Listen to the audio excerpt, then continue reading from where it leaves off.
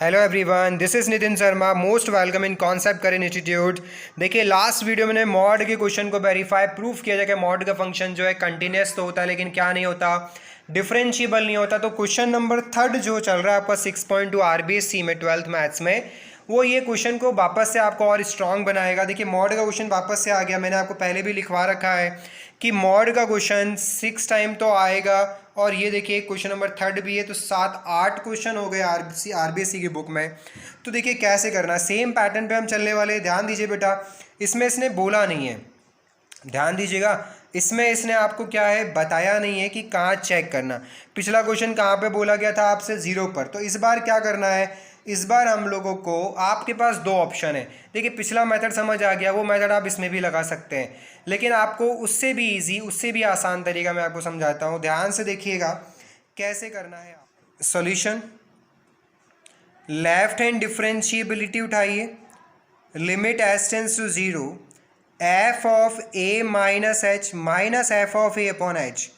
देखिए, ए लेके चलिए, माइनस एच ए लेके चलिएगा, रख दीजिए क्वेश्चन में, डरे बिना टेंशन के। पहले वही मेथड देखिए, ए माइनस एच माइनस 1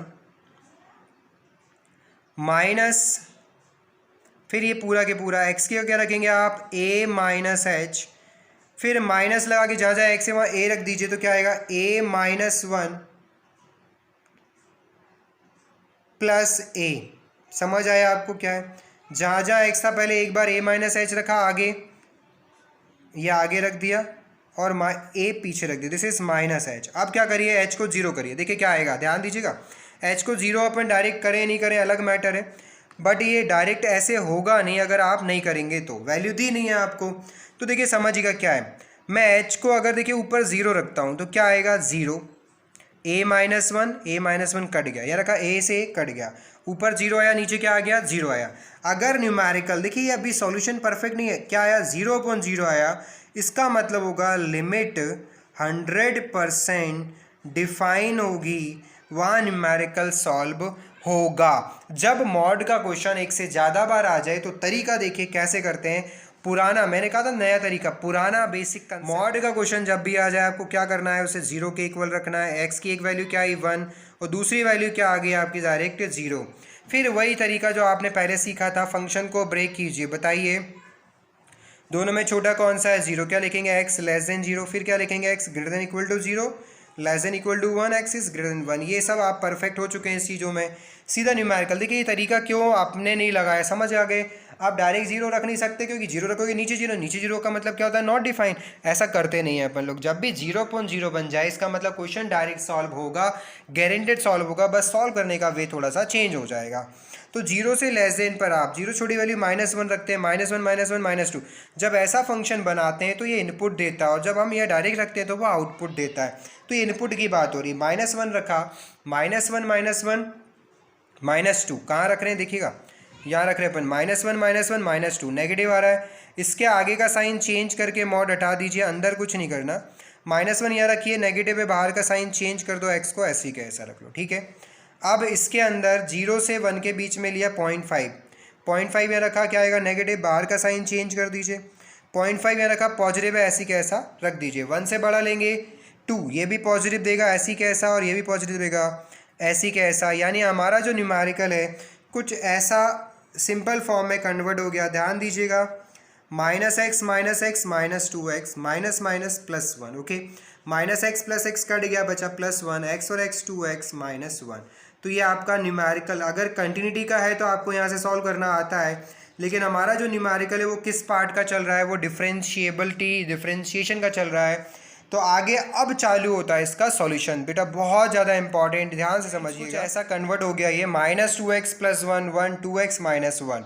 तो यहाँ से आप मान लीजिए अगर ऐसा न्यूमेरिकल आता है तो अब डिफरेंशिएबिलिटी कैसे वेरीफाइड करते हैं, यानी कि ये नेक्स्ट स्टेप यानी नेक्स्ट लेवल पर हम लोग बढ़ रहे हैं। समझिएगा, बहुत ज़्यादा इंपॉर्टेंट आ गया ये टर्म। अब एक एक करके केस बनेंगे।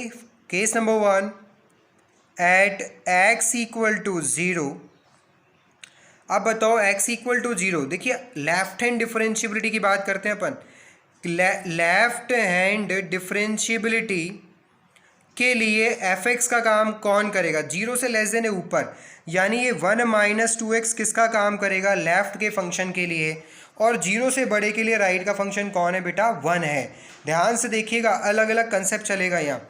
Left hand differentiability limit S tends to 0 F of A minus H minus F of A upon minus H. ए समझ गए आप क्यों 0 है, क्योंकि 0 पर चल रहा है, अगर वैल्यू दिए तो वो ए का काम करता है। कहाँ रखना है आपको, ये रखना है इसके अंदर फंक्शन में, रखिए 0 माइनस एच रखिए, क्या आएगा देखिएगा, 1 माइनस 2 माइनस माइनस हो गया प्लस एच, डायरेक्ट 0 रखिए, क्या आएगा 1 माइनस 0 1 अपॉन है माइनस एच, 1 से 1 कट जाएगा, माइनस 2h माइनस, देखिए ये 2h अपॉन माइनस है, एस से एच कैंसिल होगा, क्या बचेगा बेटा माइनस का 2। समझ आ रहा है।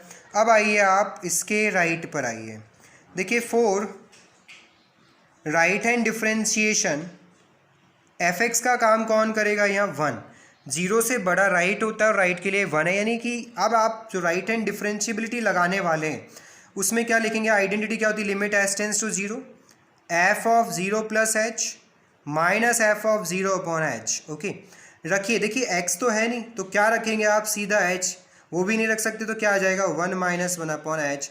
0, देखिए जब इस टाइप से कंडीशन बन जाए तो 0.0 को हम यहाँ पे क्या बोल देते हैं, यहाँ 0.0 नहीं बन रहा, इसे हम बोलेंगे 0. कुछ भी हो तो अंदर 0 रह गया, लास्ट में लिमिट रखने की बारी नहीं आई। और चलो आप बोलते हैं सर 0.0 आगे कौन सा टर्म हो गया, ये नॉट डिफाइंड टर्म हो गया, और आप क्या बोल रहे हैं सर ये तो 0.0 क्या आ गया, नॉट डिफाइंड टर्म आ गया। अरे ये देखो आप -2 तो नहीं आ रहा ना, बाकी कंफ्यूज क्यों होते, यानी कि लेफ्ट हैंड डिफरेंशिएबिलिटी किसके इक्वल नहीं आ रही, राइट हैंड डिफरेंशिएबिलिटी की इक्वल नहीं आ रही, तो at X is equal to 0 function is not differentiable, और हम जानते हैं मॉड का फंक्शन डिफरेंशिएबल आने ही नहीं है।